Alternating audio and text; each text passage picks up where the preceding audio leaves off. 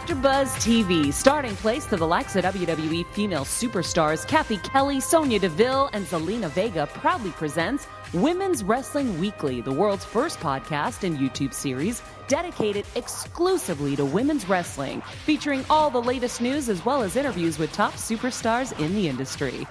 And now, AfterBuzz TV's own gorgeous lady of wrestling, TK Trinidad. Bonjour, you're watching Women's Wrestling Weekly, the #1 women's wrestling show on the planet. My name is TK Trinidad, aka the Canadian Assassin, and she's back for more. A very special co-host. She hails from the Valley. Hey! In Los Angeles. We have Emily May, farmer's daughter. We're just gonna keep throwing names until something sticks. Happy to be here again, another week. Another star of the week, another special guest. As per usual, because that's what we do. We bring women's wrestling to the masses. She calls herself the Immaculate Threat. Please welcome Nevaeh Chantelle. How are you doing? I'm good. How are you guys? Good. So thank you for joining us. No problem. Thank you for having me. So this thing about, women's wrestling is just exploding over the last couple of years. So tell us kind of how you got into wrestling.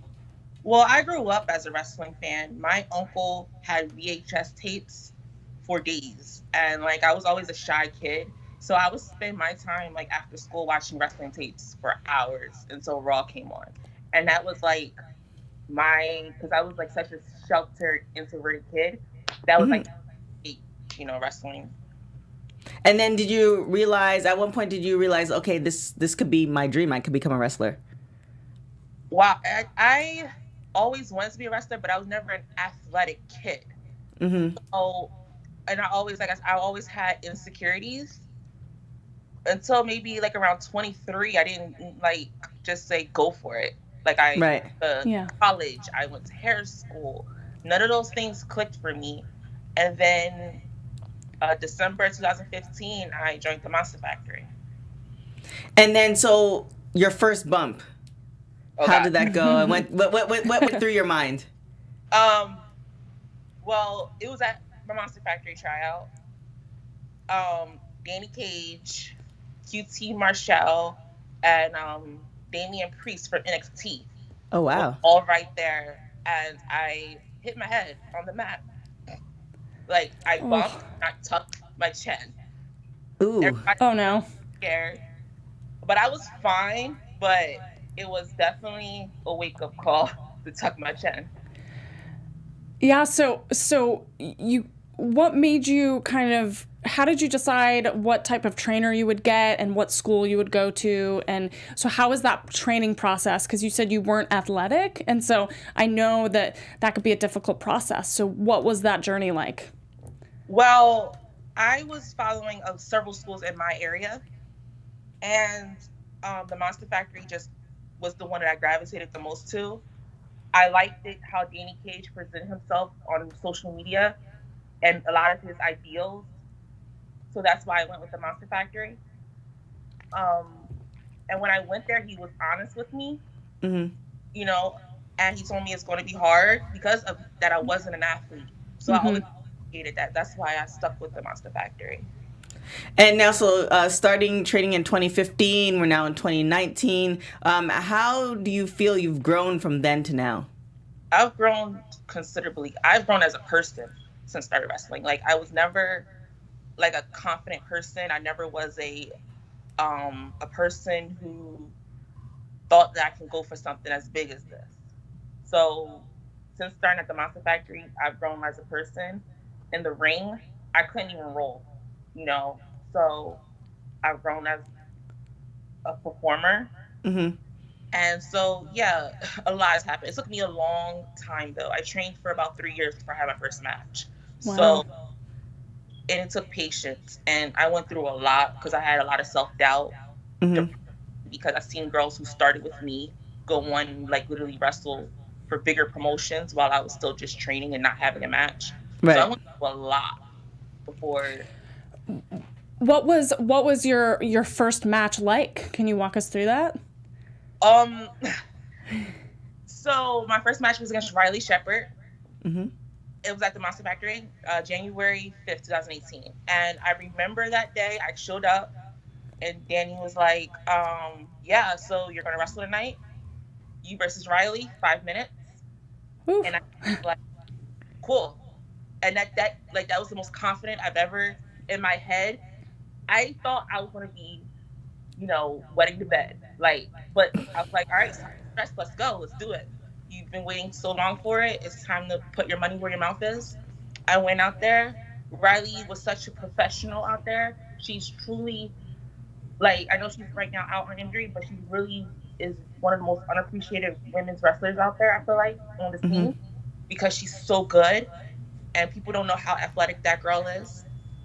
So we went out there. I lost, but it was the fans who seen me at concession stands for 3 years was just so happy to see me in the ring, and they showed me so much love that night. So it was definitely one of the best experiences of my life. It was really cool. So now, we've come, like I said, we've come a long way from, bra and panty matches, all that stuff. When you tell somebody that you're a wrestler, what's the biggest misconception that people have about female wrestlers that you've come across? That I'm going to beat you up. I hate that. I feel like when I tell a guy I'm a wrestler, they're like, oh, she's going to beat me up. Oh, you're going to beat me up. And I feel like they're trying to flirt, but it's annoying. It's no, I'm not going to hit you. And have you gotten any advice from any people who've been in the game for a very long time that you hold dear to you? I think the biggest advice I've gotten was from Ruthless Lala. I had a match against her a couple of months ago at WSU, and it meant because she's an African American woman who's also, a bigger woman, and I'm a bigger woman, and there's a few of us in this business.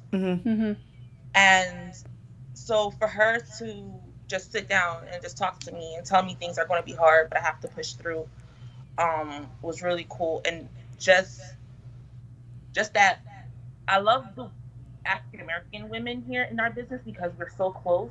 And I remember I posted my first training picture in the Monster Factory shirt, and Faye Jackson reached out to me and was like, good luck on your journey. So yeah, I think that's the best advice, is understanding that it's going to be hard, but I have to push through because this is what I want. Now, have you received any pushbacks or any of those hardships yet? That, because we had Faye on the show and she talked about how, people wanted her to be more ethnic. They didn't want her to be African American. They wanted her to be, Caribbean or something. And it's no, this is who I am. You need to accept me for who I am. So have you received any of that in your career? Yes. Like I said, I've always been told to lose weight or stuff like that. And I've lost some weight. But my first 2 years in wrestling, I got to the point that I didn't recognize myself. I saw a picture of myself at 100 and I think I was 170 pounds, and I just did not look like myself. And it affected my confidence training because I felt like I was yeah, I lost all this weight and it's cool and I'm being congratulated for it, but this is not me. I'm a bigger woman. I have, curves, and I have curves. So that's always been a problem. I feel like that's the reason why a lot of times I probably didn't get pushes or didn't get opportunities, because I am comfortable being plus size. Who you are. Yeah. As you're looking to the future, and you've been in this for a few years and have overcome a lot and pushed through, what's some advice, if there's a young wrestler coming up to you that looks up to you and says, hey, I want to get into this as a female wrestler, what's some advice you could possibly give them? Be yourself. Don't let nobody change you. You're not going to be the most popular, but you will be authentic, and people will gravitate to that because you are yourself. Don't let nobody change you. Don't try to be popular. Be the first you. I think that's the best advice I can give somebody. Don't try to. When you go to wrestling school, it's going to be intimidating, scared, really scary. But if you just be yourself, do what you have to do. You're not there to impress nobody. Just train and go for your dreams, because that's what you're there for. And dream matches. Do you have any dream matches? People that you're like, I can't wait to get to, because like we're all evolving in whatever career we are. So it's like, I can't wait to get to this so I can have a match against this person. Who's on your list? Tamina. Oh my gosh, that would be good. That Tamina. I think she's one of the most underrated women out there. Mm-hmm. And she's somebody who I remember watching her and Nia Jackson and like, yo, that's like dope. That's like the wrestler that I would like to be, because those two women just exude power. Mm-hmm. And Tamina is definitely my dream opponent. Okay, I like it. That would be awesome. Yeah. All right, so now we're going to hit some rapid hot tags real quick. Women's Wrestling Rapid Hot Tags. So what's going to happen is I'm going to ask you a question. You're going to say the first thing that comes to your mind. So always early or always late? Always early. Last person you text?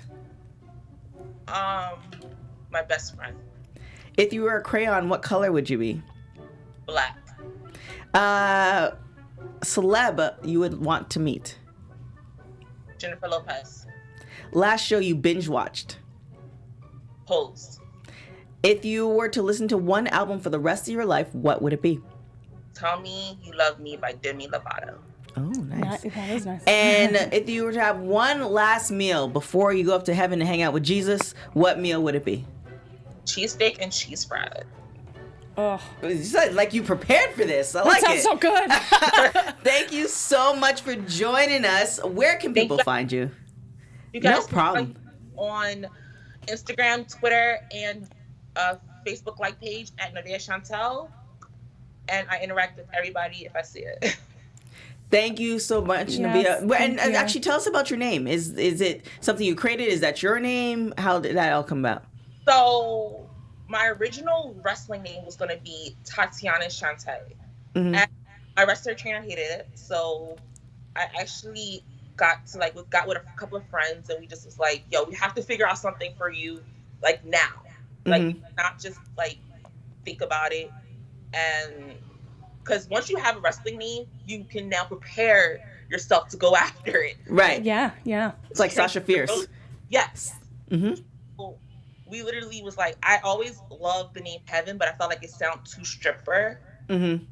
And I was like, I need two first names, because growing up in like 2007, I was noticing like all the teenage knockouts had two first names. They all sounded stripper. Right. But they were all, I was like, they all have two first names. So that's what I'm gonna get. I'm gonna get two first names. Uh-huh. So that's how it came about. Like, it was just like literally me and friends like putting it together, and Heaven backwards Nevaeh. And I like the name Chantelle. Well, shout out to your love friends it. and shout Love out to it. you. Thank you so much, Nevaeh, for joining us. We're looking forward to seeing the rise of your career. You are officially a friend of the show, so you can come on the show whenever you want. Just hit us up. You have my number personally. Trust me, you are good to go. And we'll follow you. We'll come see a show. Yeah. Oh, definitely. Definitely. All right. Thank you so much. That marks the end of today's show. Where can everybody find you, Emily? So you can find me on Instagram and Twitter at Emily May Heller. So you can follow all the sports, wrestling, and especially women's wrestling. And now, thank you guys so much for following the show. Thank you guys for all your comments. Thank you guys for following us on social media. We just started, I don't know, like a year and a half ago or so.